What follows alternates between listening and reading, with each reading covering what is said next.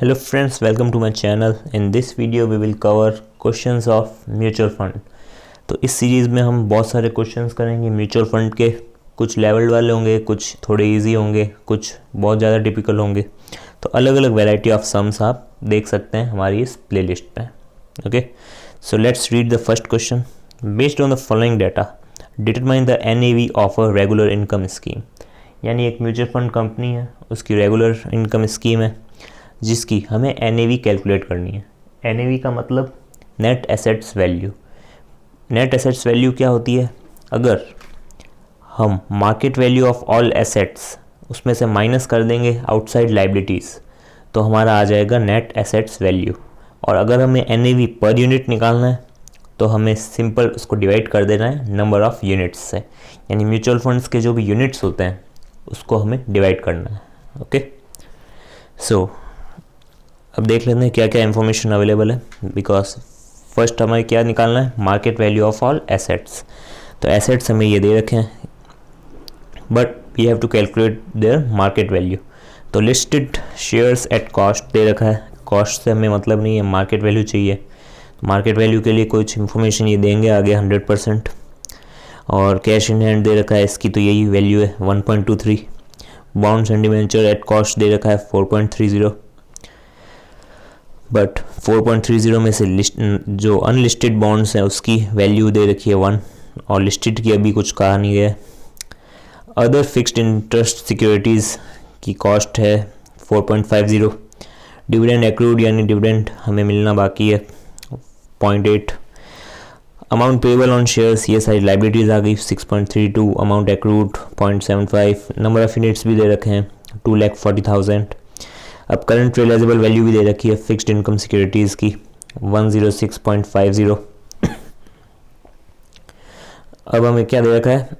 All the listed shares were purchased at the time when index was 1200। यानी जो भी हमने शेयर्स की कॉस्ट देखी थी ना, ये 20 lakhs, ये सारी कब की है? जब इंडेक्स था 1200। But at NAV date the index is ruling at 2120। So we have to convert it to the present value of index. Present value में कैसे लाएंगे? 20 पहले कितना था इंडेक्स जब हमने ख़रीदा था? तो 20 डिवाइडेड बाय 1200 मल्टीप्लाई बाय 2120। तो हमारा आ गया market value of shares 35.33। Okay, simple convert करना था सिर्फ। इंडेक्स भी दे रखा है कि जब हमने ख़रीदा था 1200 था इंडेक्स, अब 2120 है। तो जब हमने ख़रीदा था उसको डिवाइड कर देंगे और अभी करंट में हमें चाहिए तो उसको मल्टीप्लाई कर देंगे। Okay, and listed bonds and debentures की वैल्यू दे रखी है 5 lakhs on NAV date. Unlisted की तो दे रखी थी 1, अब लिस्टेड के भी दे दी इन्होंने 5 lakhs। तो अब इसका कोई सेंस नहीं है क्योंकि ये कॉस्ट है। अब सबसे पहले कैलकुलेटर पे एक बार क्वेश्चन सॉल्व करते हैं, उसके बाद आपको सॉल्यूशंस भी दिखाएंगे। ओके, तो सबसे पहले लिस्टेड हमें क्या कैलकुलेट करना है? Market value of all assets. Market value पता करने के लिए सबसे पहले इसको उठा लेते हैं। Listed shares at cost, cost we have to calculate market value, तो 20 multiply by 2120 and divide by 1200। तो सिंपल आ गया 35.33। ओके, रुपीज़ इन लैक्स है, वो आप कंसिडर ऊपर लिख दिया है इन लैक्स। तो मैं जो बोल रहा हूँ 35.33 यानी 35 lakhs। ओके, तो 35.33 आ गया। Listed shares at cost, sorry at market value, इसको मेमोरी में डाल दिया। Cash in hand 1.23 as it is आ जाएगा बिकॉज इसकी यही मार्केट वैल्यू है। और bonds and debentures at cost हमें कोई मतलब नहीं। अनलिस्टेड बॉन्ड्स की वैल्यू है 1, तो मेमोरी प्लस। और लिस्टेड की भी दे रखी थी ये 5 lakhs, तो 5 को भी memory plus. Fixed interest securities को एट कॉस्ट दे रखा है 4.5, बट हमें क्या करना पड़ेगा? Current realisable value of fixed income securities of fair value जिसकी 100 है, उसकी अब मार्केट वैल्यू है 106।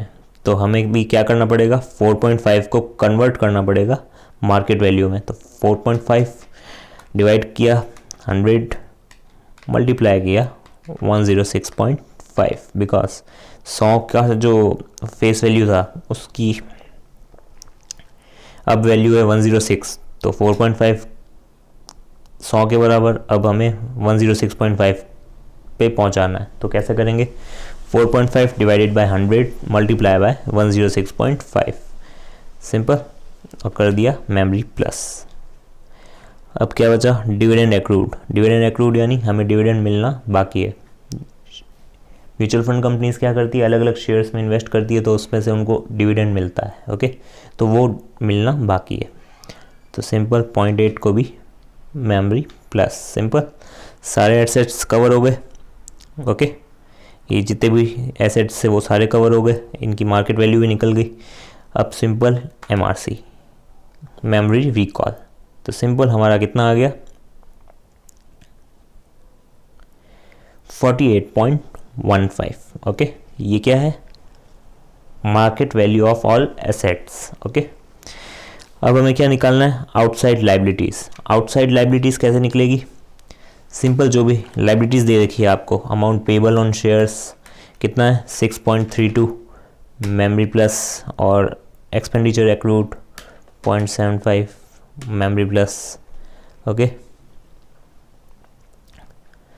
अब इसको मेमोरी रिकॉल, तो 7.07 आ गई आपकी आउटसाइड लाइबिलिटीज़। अब सिंपल आपको क्या करना है, मार्केट वैल्यू ऑफ एसेट्स आपकी कितनी आई थी 48.15, उसमें से माइनस कर दीजिए 7.07। ओके, तो आ गया 41.08, ये आ गई आपकी NAV।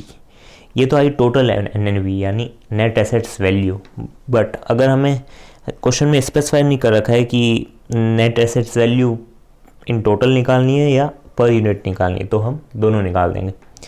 तो 41.08 डिवाइडेड बाय कितने हैं नंबर ऑफ यूनिट्स 2,40,000, तो ये 41.08 इन लैक्स है रुपीज़। ओके, तो हमें भी वो डिवाइड करना पड़ेगा 2.4 को। ओके, बिकॉज अगर हम ऊपर इन लैक्स ले रहे हैं तो नीचे भी रुपीज़ इन लैक्स लेंगे, तो हमें सिंपल 2.4 को डिवाइड करना है। तो 17.11 is the NAV per unit. Simple simple सा क्वेश्चन था। आप चाहे तो टैली कर सकते हैं जो भी आपके आंसर्स थे। NAV का सबसे पहले बता देता हूँ, फॉर्मूला होता है market value of assets minus outside liabilities divided by number of units, तो आ जाएगा NAV पर यूनिट। अब listed shares eight market value कैसे निकालेंगे, 20 मल्टीप्लाई बाय 2120 डिवाइडेड बाय 1200, तो 35.33। Cash in hand 1.23 as it is given है। Listed bonds and debentures 5 question में end में दे रखा था। अनलिस्टेड बॉन्ड्स 1 ये भी दे रखा था। फिक्स्ड इंटरेस्ट सिक्योरिटीज़ कैसे निकाली, 4.5 जो कि कॉस्ट थी डिवाइड कर दिया क्योंकि 100 के बराबर था, अब 106 के बराबर है, तो 4.5 डिवाइडेड बाय 100 मल्टीप्लाई बाय 106.5, तो आ गया 4.7925। डिविडेंड एक्रूड 0.8, तो market value of all assets आ गया 48.1525। ओके, अब आउटसाइड लाइबिलिटीज़ को डायरेक्टली लेस कर दीजिए, बोले अब कर सकते हैं। तो 48.1525 में से जो भी लाइबिलिटीज़ थी वो लेस कर दी, तो आ गया 41.0825। ये आ गई total NAV। We have to calculate per unit, तो नंबर ऑफ यूनिट्स से डिवाइड कर दिया। नंबर ऑफ यूनिट्स 2.4 लैक्स, तो 17.117 आ गई NAV पर यूनिट। सिंपल सा क्वेश्चन था।